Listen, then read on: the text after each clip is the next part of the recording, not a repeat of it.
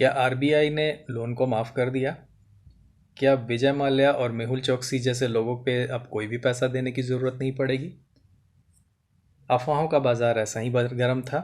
ये तब से शुरू हुआ जब आरबीआई ने एक आरटीआई के जवाब में ये कहा कि बैंकिंग सिस्टम के 68,600 के करीब अप्रॉक्सीमेटली 69,000 के करीब के लोन्स को राइट ऑफ कर दिया गया है।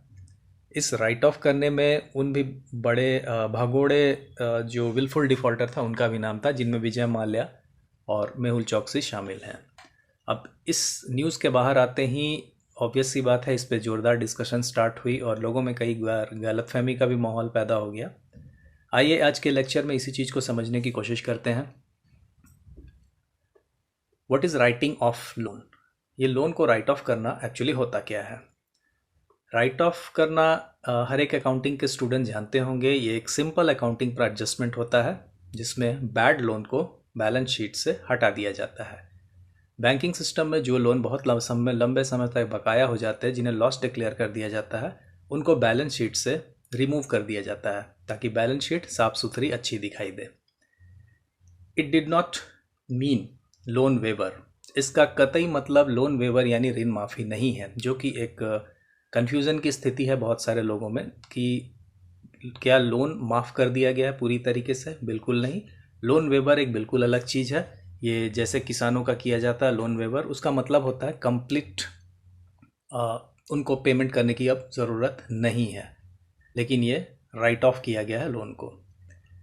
It will be recovered by the legal process. Simple सी बात है कि इसको नॉर्मल तरीके से अब इसकी रिकवरी नहीं हो सकती है, बट लीगल प्रोसेस दरवाजे हमेशा खुले रहे हैं। बैंकों का जो राइट है रिकवर करने का वो बना रहेगा और बैंक इस पे लगातार कोशिश करते रहेंगे, जो कि कर भी रहे हैं।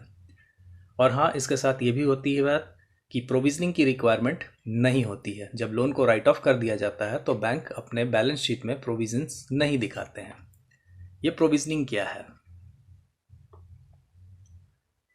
प्रोविजनिंग एक सिंपल तरीका है, एक सिंपल मैकेनिज्म है just to maintain some supplementary capital to set aside in the case to pay for the future loss.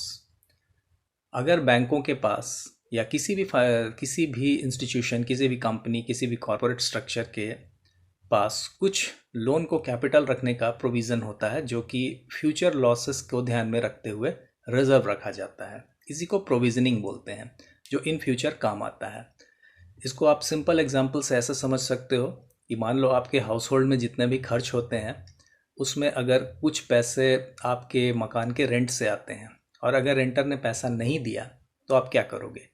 तो आप रेंटर से तो बाद में निपटोगे, पहले तो आपके पास कुछ पैसे प्रबंध होने चाहिए, कुछ प्रोविज़न होने चाहिए ताकि आपके हाउस होल्ड के एक्सपेंसेस मीट कर सके।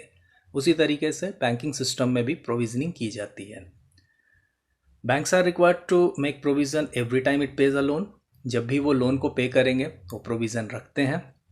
ये प्रोविजनिंग डिफ़र करती है असेट क्वालिटी के बेसिस पे, जो 5% to 20% होती है, यानी depending upon the asset quality, loan asset किस प्रकार का है उसके बेसिस पे डिपेंड करता है, जो 5 to 20% होता है। और in non performing asset it should be 100%। Basal accord के जो थर्ड नॉर्म्स जो बताते हैं उसके अकॉर्डिंगली बैंकों ने तो अब जो नॉन परफॉर्मिंग एसेट है उसके लिए 100% प्रोविज़न करना ज़रूरी है। एक एग्जांपल से समझते हैं। सपोज एक लोन अमाउंट 1 करोड़ का है और उस पर एनपीए 10 लाख का होता है, तो उसके लिए बैंक को प्रोविज़न करना पड़ेगा 10 लाख रुपीज़, यानी ये 10 लाख रुपीज़ बैंक अपने पास रिजर्व रखेंगे। और अगर उसी लोन में एनपीए 50 लाख्स हो जाता है तो बैंकों को बढ़ा करके 50 लाख्स प्रोविज़न करना पड़ेगा। ये प्रोविज़न जो होता है वो लॉक रहता है ताकि जब एनपीए हो तो उस पैसे का इस्तेमाल किया जा सके। The question is, banks right of क्यों करते हैं अपने लोन को? सबसे बड़ी बात तो है to clean up the balance sheet. इससे बैलेंस शीट अच्छी दिखाई देती है, साफ सुथरी दिखाई देती है, एक नेगेटिव इंप्रेशन नहीं जाता है। किसी भी बैंक की बैलेंस शीट में अगर आप ह्यूज एनपीए देखोगे तो वो बेसिकली एक नेगेटिव इंप्रेशन जाता है इन्वेस्टर के पॉइंट ऑफ व्यू से, क्रेडिट एजेंसी के हिसाब से। तो बैंक इससे अपनी बैलेंस शीट को क्लीन कर लेते हैं और कोई भी लोन, बड़ा लोन, बैड लोन नहीं दिखाई देता है। दूसरी खास बात यह होती है कि to minimise provision and unlock the capital, जब बैड लोन को राइट ऑफ कर देंगे, बैलेंस शीट में शो ही नहीं करेंगे, तो उनके पास उसके लिए प्रोविज़न भी नहीं रखना पड़ेगा और वो अनलॉक हो जाएगा, उसको बैंक अपने दूसरे कामों में इस्तेमाल कर सकते हैं। साथ ही उसके लिए उन्हें जो टैक्स की लायबिलिटी होती है वो घट जाती है, टैक्स की लायबिलिटी रिड्यूस कर जाती है, टैक्स नहीं देना पड़ता है, कम हो जाता है।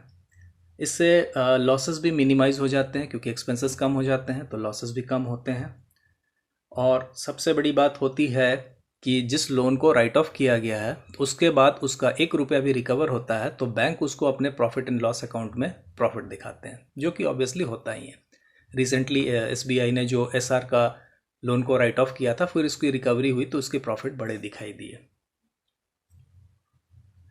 फाइनल कंक्लूजन ये है कि ये एक नॉर्मल अकाउंटिंग एक्सरसाइज है जो सारे बैंक करते हैं, दुनिया के तमाम बैंक इस चीज़ को करते हैं। ये प्रेटी नॉर्मल बात है, जब भी कोई लोन बैड हो जाता है उसकी गाइडलाइन है RBI की, उसके अकॉर्डिंगली वो इसको राइट ऑफ कर सकते हैं, यानी अपनी बैलेंस शीट से हटा सकते हैं।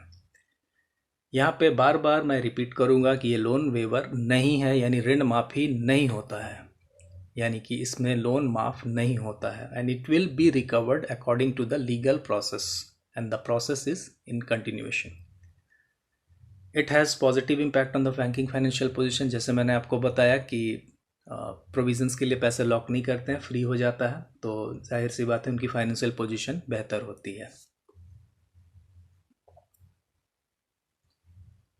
ऐसे ही वीडियो के लिए हमारे साथ बने रहिए, हम आपके पास रोज़ इसी तरीके के वीडियोज़ लेकर के आते रहेंगे। Stay home, stay safe and keep studying, and thank you for watching Pantheon edu.